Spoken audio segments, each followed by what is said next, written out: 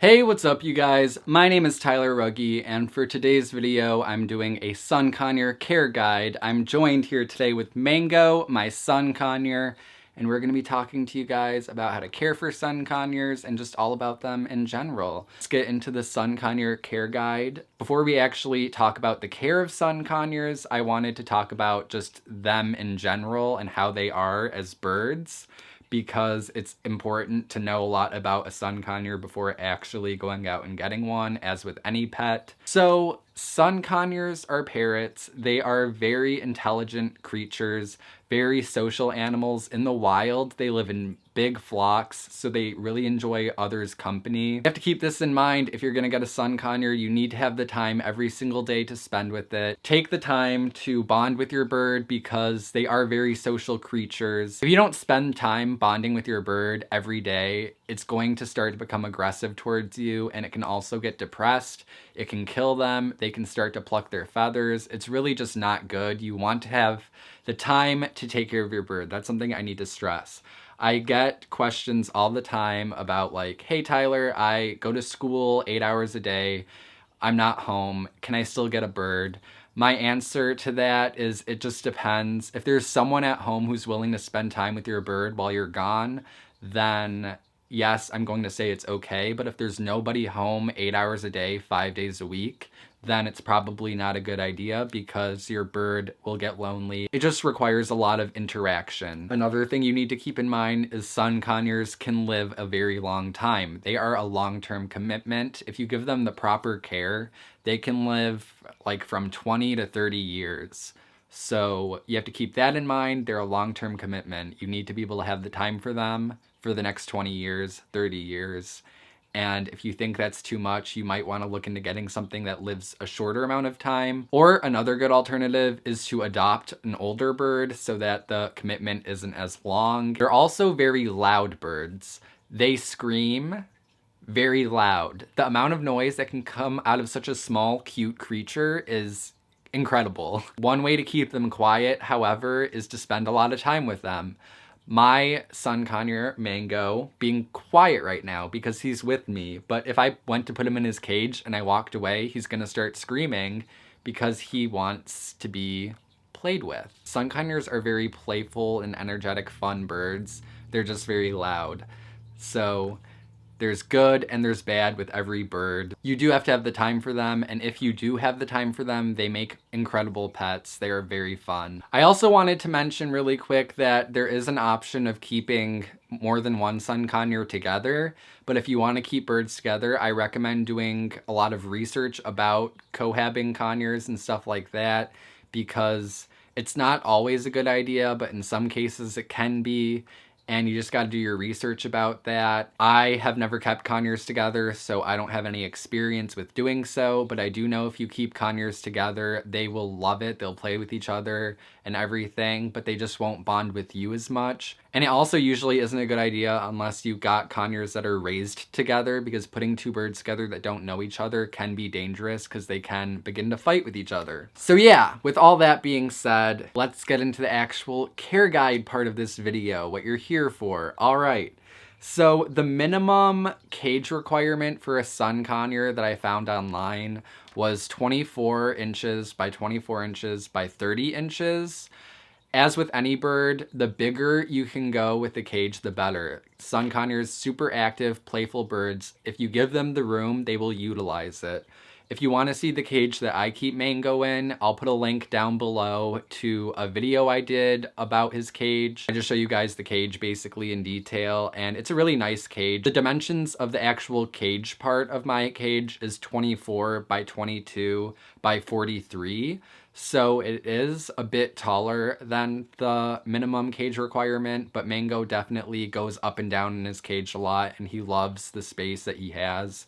So the bigger you can give your bird, the better. The only thing you need to watch out for is the bar spacing in the cage, because if the bars are too wide apart, then your bird could possibly stick its head in there and get its head jammed between the bars. So you want to make sure the bars are pretty close together so that your bird can't stick its head between them. Within the cage, Mango. Within the cage, you want to put a variety of toys. Birds love toys, not only for their entertainment, but birds kind of need toys to chew on to help wear down their beak, and also a variety of perches so that they can wear down their nails. I recommend putting in a huge variety of toys for your bird to choose from. So you can do wood toys for them to chew on. That's good for their beak. You can do plastic toys, toys with bells. Mango loves bells. You can do like paper and cardboard toys. Birds love to shred things. So definitely give them a variety of toys, and you can kind of figure out what toys your bird loves the most. And then a lot of people also recommend switching out the toys, rotating them every few weeks so that your bird never gets bored of them, because they are smart, they're intelligent, they will eventually get bored of their toys. And you can kind of tell when they're getting bored with the toys, not playing with them as much, and then you can switch them out so that it just keeps them entertained. And also you want a variety of perches, different textures and different sizes for them. You definitely don't want to just have the dowel perches. It's just not enough variety for them, and it can actually cause problems with their feet. So you want to do a variety of different perches. You can do rope perches, the perches that wear down the nails that are kind of like a rough texture, and also different types of wood perches. The only things you need to be a little bit cautious about and are kind of controversial as far as keeping in a bird's cage are the tents that you can get for birds, and also the rope perches. Some birds can get their nails caught in the fibers of the material that the rope perches and the tents are made out of. So people have actually had it happen where birds have gotten their nails caught or gotten their neck caught and the birds have died. So you definitely want to watch out for that. A lot of people just don't keep those in the birds' cages and never have a problem, just to stay on the safe side. And some people do put those things in their birds' cages and never have a problem. As far as I'm concerned, I think the rope perches are okay, and even the tents are okay. The only thing is you do need to keep a close eye on any loose strings that come undone, because your bird will probably chew on these things. So you just need to make sure to keep cutting back the loose strings that come out so that your bird can't get caught on anything. So if you keep a close eye on everything, then I think it is okay. But if you want to just stay on the safe side, then don't put any tents or anything in there at all. I personally don't have a tent in Mango's cage because I've just heard too many horror stories about them. But I do have rope perches that I use, and I just make sure that there aren't too many of the loose threads coming undone. As far as your bird's diet, you want to feed your bird a high quality commercial diet, as well as fresh fruits and fresh vegetables. Do not feed your bird seed. That's a huge misconception with birds, that they eat seeds.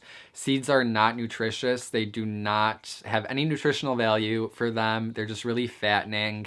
Birds can survive off of seeds, but they won't live as long, and it's just not good for them. I feed my birds Supreme Natural, and then also fresh fruits and vegetables on top of that. One of the last things I wanted to talk about was keeping up with your birds' nails and beak, and also talking about their wings. So as far as the nails and beak go, like I said, it's important to have a lot of toys for them to chew on, because that helps them wear down their beak, and it's also important to have perches and different textures that help wear down their nails. In a lot of cases, even if you do these things, the nails and the beak still grow really fast, so you'll probably have to take them somewhere to get the nails and the beak done. You can do it yourself if you know what you're doing, but I always just recommend going and having someone who really knows what they're doing do it for you. I believe if you take your bird to a vet, they can do the nails and beak for you. Or if there are any local bird stores that specialize in birds, you can take them there. That's what I would recommend. How often you get it done does depend on the bird. And then last but not least, I wanted to quickly talk about trimming the bird's wings, because people ask about that a lot. Whether or not you want to trim your bird's wings is completely up to you and what's going to work best for you. It's something you need to do research on and kind of figure out for yourself if you want to do it.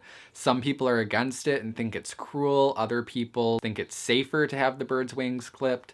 There's arguments for both sides. I personally don't get any of my birds' wings clipped because I've never had any issues with them doing anything stupid like flying into a ceiling fan or into a window or anything like that. If it's a concern for you, you can get it done. It's not painful for the bird.